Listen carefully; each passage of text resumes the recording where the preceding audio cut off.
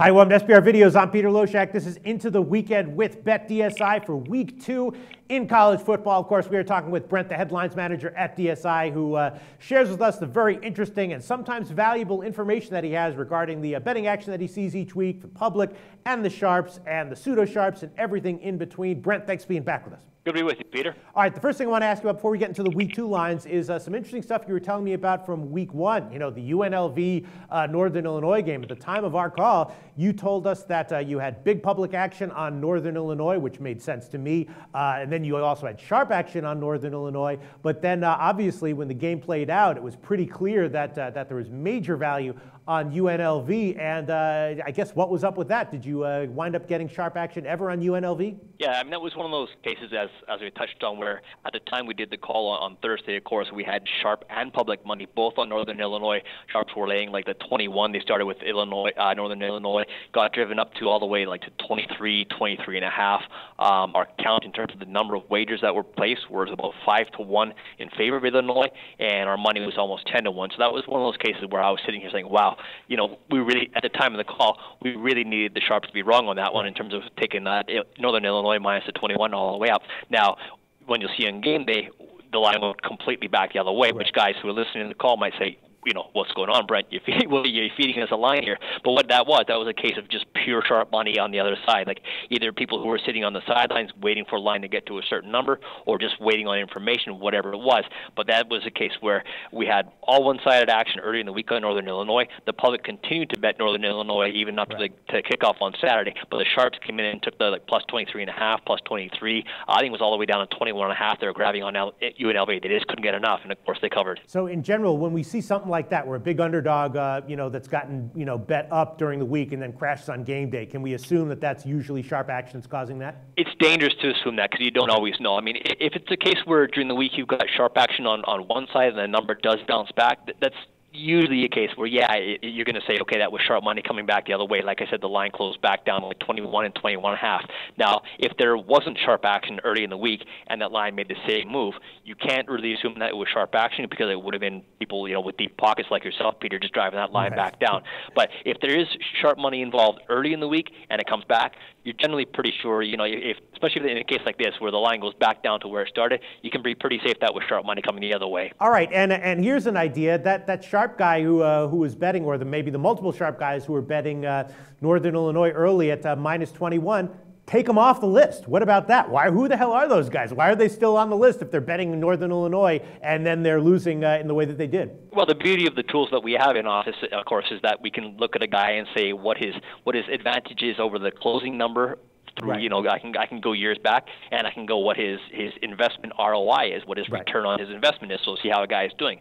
Now, if you want to kick a guy out for losing one bet, Peter, that's your prerogative. But I'm looking at guys long-term who are going to win. Yeah, that's the thing. The discipline of it is you're looking at if someone can win you 58% of the games, that's pretty good long-term. Sure. If you want to kick them out for losing one, you and I are going to have an issue. So that guy who bet Northern Illinois at minus 21, the sharp guy's staying on the list? Absolutely. Okay. All right. Well, let's get into the games for college football week 2. First game I have to ask about, of course, Oregon, Michigan State, massively debated marquee game of the week. I'm assuming there's massive public action that's split right down the middle. As far as sharp action is concerned, I don't know. I'm guessing we might see something like sharp action late on the total in this one. But what's your betting profile for this game so far? Well, I've seen early action that's sharp on this total, actually. Yeah, you said late action might come in. The under 66.5 was very sharp action, so I had sharp action there. Right now, my count slightly favors the over. And in a game like this, when Michigan State, Oregon involved, you figure the public are going to back the over, which they did. But it got up. We're at 65 right now. The value was at under 66.5. That was a definite sharp play there. So they came in on the total there. Sidewise, I mean, the opening number 2.5 got hit right away on Michigan State. There was also money on Michigan State minus 3, minus 115. The line is a solid 3.5 right now. So Michigan State's up to 3.5 from the opening of 2.5. We have, as you would imagine, just a ton of volume bet on this game. So it's a real nice game in terms of booking. Booking side of things is good. It's good for us. We have a count of in terms of number of wagers. It's almost about 2-1 in favor of Oregon State, and our money's favoring Michigan State, and our money's favoring Michigan State as well. But in a case like this with Oregon, I mean, you don't have to go up too high. You'll probably get some money back. The line did touch on 4, and as soon as it went to 4, boom, there was Oregon money right back. So sharp money or public money?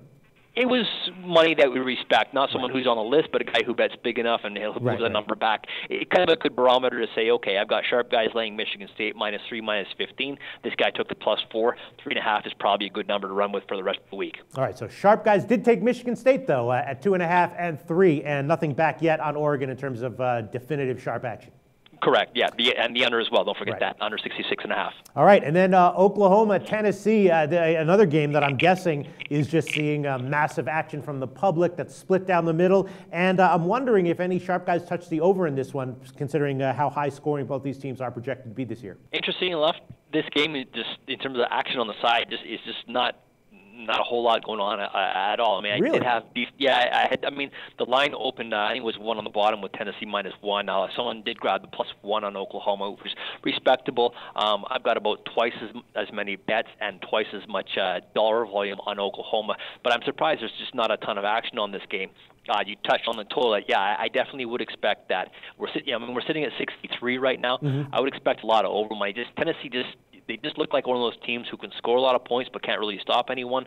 But I did have sharp money on the under. That sharp money came on under 64. So the number, like I said, we're 63 right now.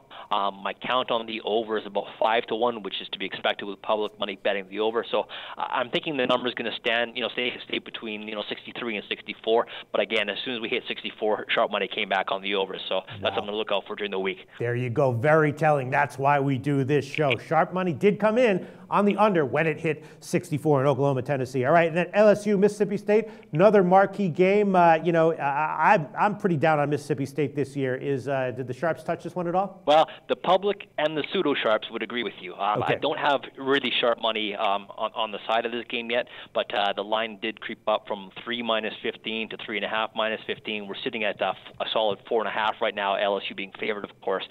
So that was decent, respectable money that we definitely moved hard off of. That came in at 3 -15 and 3.5 -115. We're sitting at 4.5 right now. Nothing really involved on the total at all at this point. But in terms of wagering action, we're looking about twice as much money bet on LSU right now.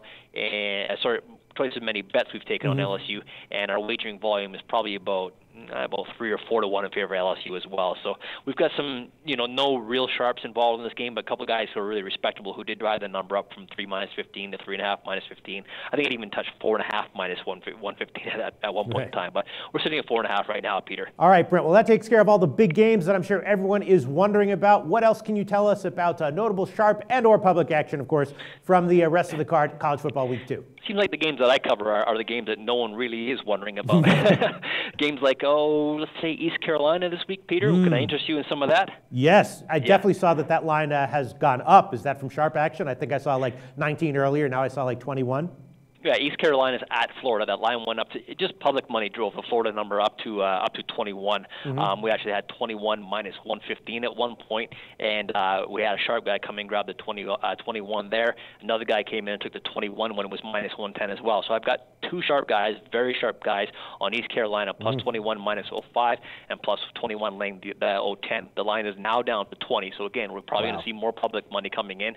I've got a count of about 5-1 in favor of Florida. But my money's actually dead even now. So that's one of those cases where we have a distinct sharp split with sharp money on East Carolina, public money on Florida. So that's something that definitely, if the numbers gets around 21 again, I would expect the sharps to come back because it's only going to be public money driving that up right now.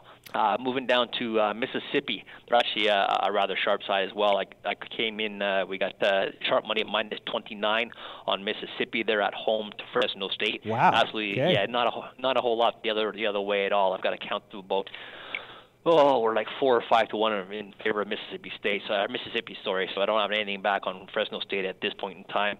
Let's drop down to Ohio State. Yeah, Ohio State. Wow, that was an impressive performance by them. And of course, that number shot up. We actually got decent, respectable money on Ohio State -40. So I've got pseudo short money there. Ohio State -40. Public, of course, is all over them after what we saw. So the count there is like 6-1. My money's about 10-1, all on Ohio State. And I've got like a couple bets on Hawaii, and I mean a couple. I really mean a couple. Right. And you'll probably expect that total to climb too, because I've got a lot of money on the over. It's already gone up I think it was like at 62, 61. They started betting. It's already up to 65. So a lot of one-sided action on Ohio State and the over in that game. Another sharp play will be Appalachian State Clemson. The total on that game, we're looking at a total of 58 right now. I've got sharp money on the under 60 and the under 59. So sharp definitely on the under there. Two different guys who are on that one side. Oregon State and Michigan. That's one of our highest volume games of the week. Really good looking game in terms of booking because we've got a lot of action on both sides. I've got nothing sharp on the side, but over 44 and over 44.5 on the total was definite sharp. Really? So why did that total crash then? Because earlier in the week it was 48, low total, and it crashed to 45. So I assumed you were going to tell us you got sharp action on the under. If you look at my money, I was going to get to my actual money. I've got actually more money on the under and on this one, but I've got sharper money on the over. So it's one of those cases where there's groups of people who will come and bang the same number, and if you look at them at the end of the year, they might break even, but nobody who breaks even makes our list, Peter. Only the guys who win, okay? Right. There you go. That's why we do this show. What else do you have for us, Brent? Moving along to, I'm surprised you didn't single out the Notre Dame Virginia game as one of the ones you wanted to talk about, but that's one of those games where it's got a ton of action as well. This is a case where the public, as you can assume, is on Notre Dame. I've got an account there of about, I'm like almost 8-1 in terms of the number of wagers we've taken on Notre Dame. If you look at my money, I'm actually about 2-1 in favor of Virginia, and you know why that is, Peter. Sharp public split, Brent.